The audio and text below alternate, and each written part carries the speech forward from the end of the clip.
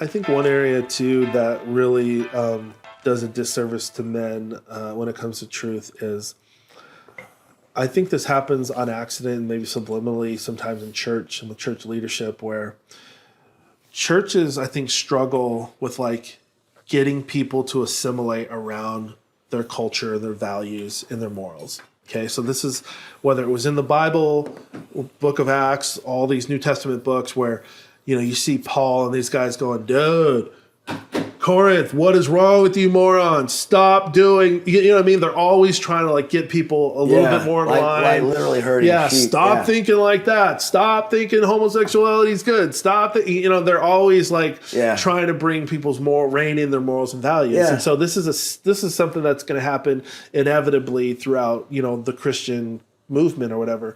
But I think nowadays where we struggle is churches try so hard to get people to look the same.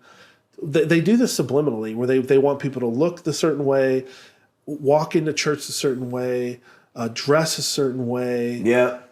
Especially in the South, I've noticed it a lot more than it was out west. I've noticed exactly what you're talking about. I mean, it's insane. Like you go to big, huge churches. Like I remember, like that guy Rick Warren and all this stuff when he still had a huge church. Like dude, this guy would preach sermons in flip flops, and like border shorts. Yeah.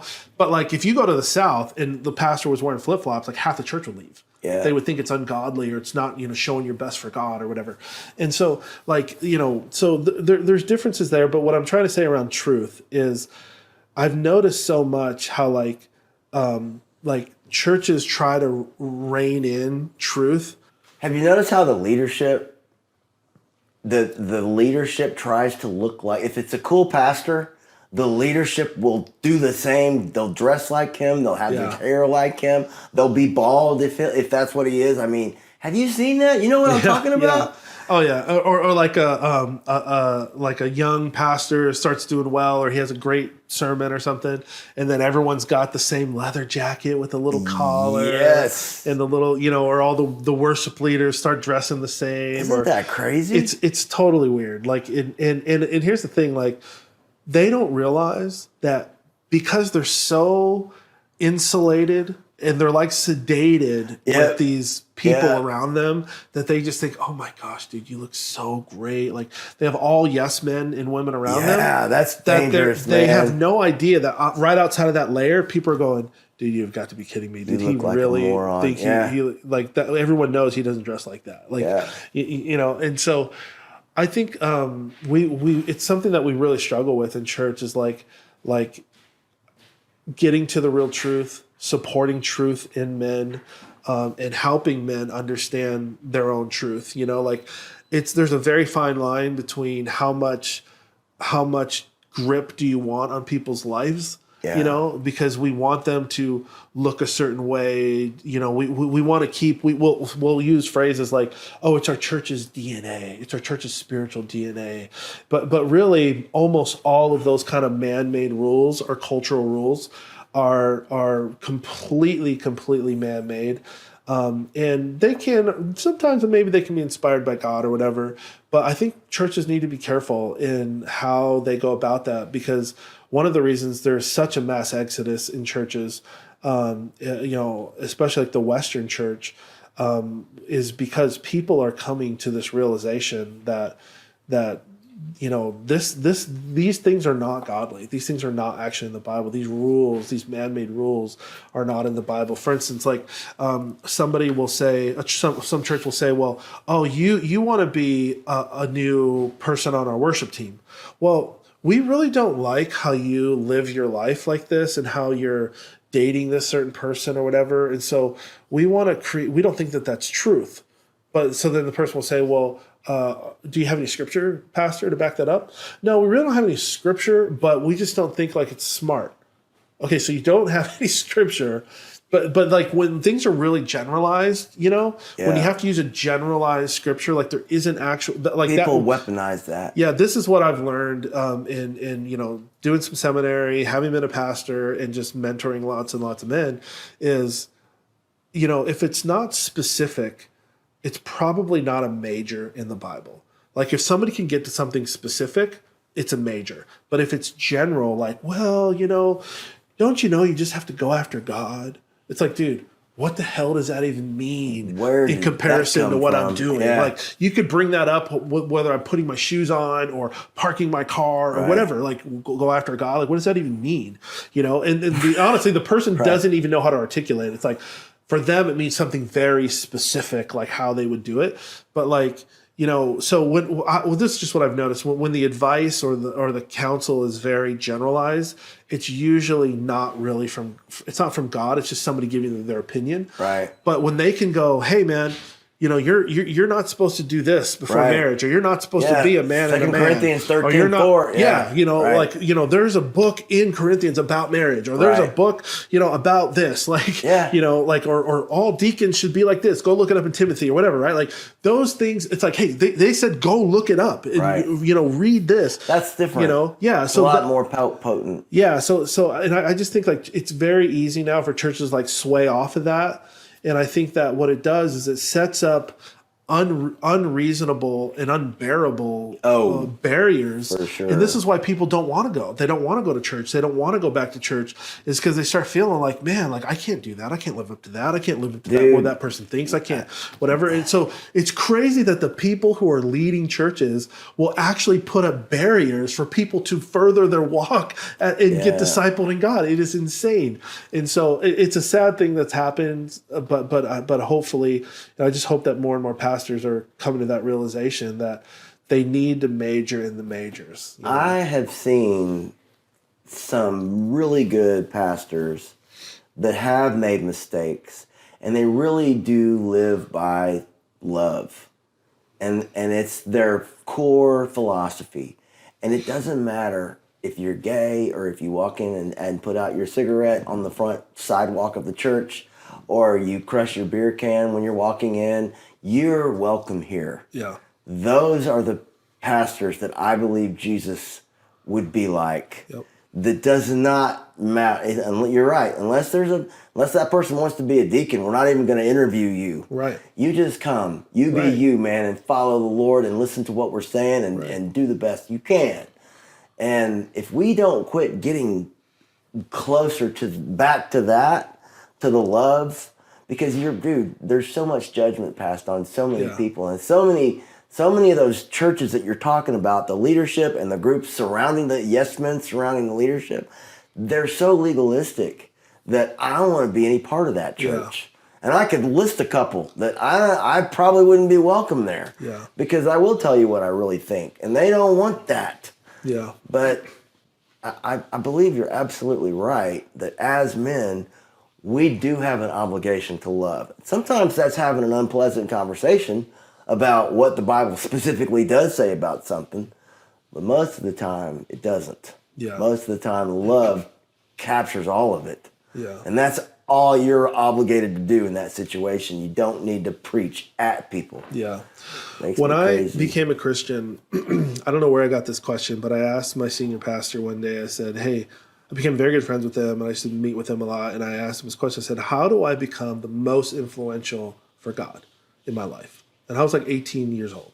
And he's like, wow, that's a very like profound question. He's like, I should think about that for myself. He's like, I'm like, yeah, like how do I do the most for God? And he really didn't know how to answer. And that's fair. yeah, he's like, man, he's like, well, I think what you would have to do is get in the pastoral program with us, and then become a pastor of your own church. He's like, we'll put you on a path. So within 5 years from now, we'll plant a church with you as long as we feel God's calling you to that. And so but he essentially told me to be the most influential you for God, you have to become a pastor and run your own church. And so I didn't know anything. I'm 18 years old, didn't have any real mentorship in this stuff or influence or anything. So I just went with it. What I noticed after a few years was there was like a subculture of people who follow everything your pastor says. But for the majority, even the majority of people who go to church, they do not believe and do everything their pastor says. In fact, if you look at it statistically, every person in the church their pastor says no divorce, they get divorced. Their pastor says no this, they do that. They say no drugs, they still do drugs. They say watch when you drink, they drink whenever they want. They say they date whoever they want, they watch whatever they want, they raise their family however they want. And so once I don't know what it was, but I just had this like intuition about, I was like, something's not right here. Like how these guys are telling me that they think they're hitting home runs and they're not even getting to first base. Like, you know, and so I got out of that, you know, somewhere around 2004. And then along came this institute in the late 2000s, around 2008, 9, 10, this company called the Barna Institute. I actually know this guy, George Barna, who started it, and he's from Seattle. And he does research. He's the biggest pastoral research firm in the whole country. So one of the reasons we grew Telenav is we were really big into like buying market research from like Gardner and all this stuff, and we would understand what's happening in the market. So when I heard that there was like a pastoral one that did research for churches, I was super interested in this stuff. So I started like wiggling my way into like listening to these presentations and stuff. And it was shocking to me what this guy was saying, because all pastors, whether it didn't matter back then if you were Bill Bright, if you were Bill Hybels, if you were Billy Graham, like everyone bought this guy's data or listened to what he had to say, because he was actually sharing like real data about what's happening in these churches. And so there became this like exodus away from him for a little while, because people were saying like, oh yeah, this guy's like spreading lies, but he was just doing data, like surveying 18,000, 80,000, 30,000 people in churches and just saying, hey man, here's what the data says. You may not like it, but this is what it says. And if I were to ask you, do you think that this data supported the pastors or was slightly against the pastors? Just by guess. Slightly against, if not heavily against them.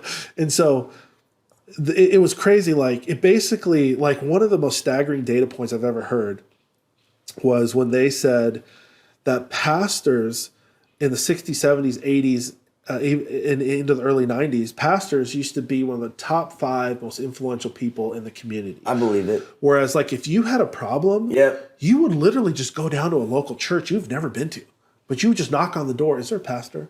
I'm going through something. I really need to talk to somebody. And the person was actually there, and they would get out of their office and go meet with you, sit in the pew, pray with you, talk with you, invite you to the church. Like, well, he said that now, this was 2010 when this data came out, he said that pastors in almost all surveys were barely in the top 20. That people will go to their boss, to their friend, to social media, to an influencer, to an athlete. I bet. And so that was the big question. It's like, why? Like all these other people are not trained like us, they're not trained in the Word of God, whatever. And so there became a lot of thoughts and theories about that. But some of the data was showing that people did not feel comfortable sharing it with their pastor. They didn't feel that their pastor was real. They didn't feel that their pastor was honest. They didn't feel like they were getting a real answer. They felt like they were getting a Christianese answer within this guy's bubble. And then, so how I took that is, man, this is so true. The sad thing about almost every single pastor that, especially in a big mega church, they grow up in the church. They're praised if they're a second, third, fourth generation pastor. They're raised in a deep, deep Christian bubble. And you know your pastor is in a deep Christian bubble when all of his analogies, his or her analogies, are something that has nothing to do with real life. Like, well, the next time you guys are in your prayer closet, and it's like everyone is going, dude, what did you just say? Prayer closet? Oh, yeah, well, see, you know, how I'm going to go do is I'm going to go and study the Word of God, right, guys? And everyone's like, yeah, we're going to study the Word of God. And everyone's like, he doesn't realize that studies show that 95% of us don't read the Bible. In fact, the only reason we know Scripture statistically is because of the music. And if there wasn't music, we literally would not know any scriptures off the top of our head. Wow. I mean, that is a true stat, you know? And so it's that's a really easy way of knowing if your pastor, it doesn't matter how theologically correct or whatever. Like you can have great pastors with amazing true theology, but in terms of like, do they understand what's happening in the real world? You always know by the examples and the analogies that they give, which is why Jesus knew, people knew Jesus was real, because we call them parables now, but his analogies had to deal with, hey man, yeah. see that bush right there? Okay, when that thing dies, you know what I mean? Like he would just say, he would just talk about stuff that was really going stuff on. that people you know? can understand, legitimate stuff that actually happens. Yeah.